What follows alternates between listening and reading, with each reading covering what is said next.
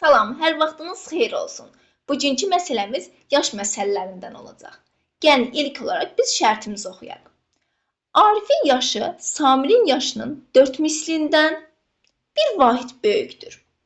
5 il sonra Arifin 50 yaşı olacaqsa, Samirin hazırda neçə yaşı var?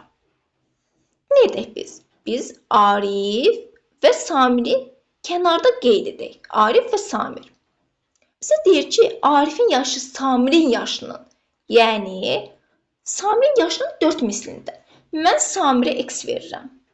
Səbəbi isə Arifə 4x üstə gəlib 1 yazmağım üçündür. Yəni, rahatlıqla məsələn, mən 2x də yaza bilərəm Samirə. Ancaq daha rahat həll etmək üçün x verirəm.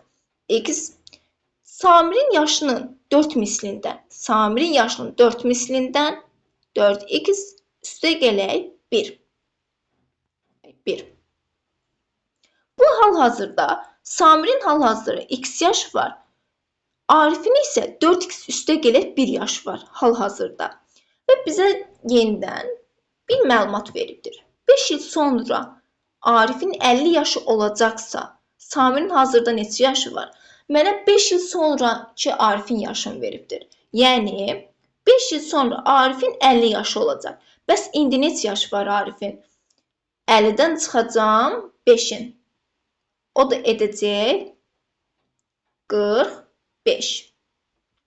Daha sonra nə olacaq? Bu nə idi? Bu Arifin indiki yaşı. Bəs bu nə idi?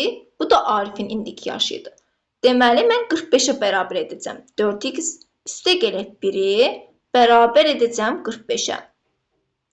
O da bərabər olacaq 4x bərabərdir 44.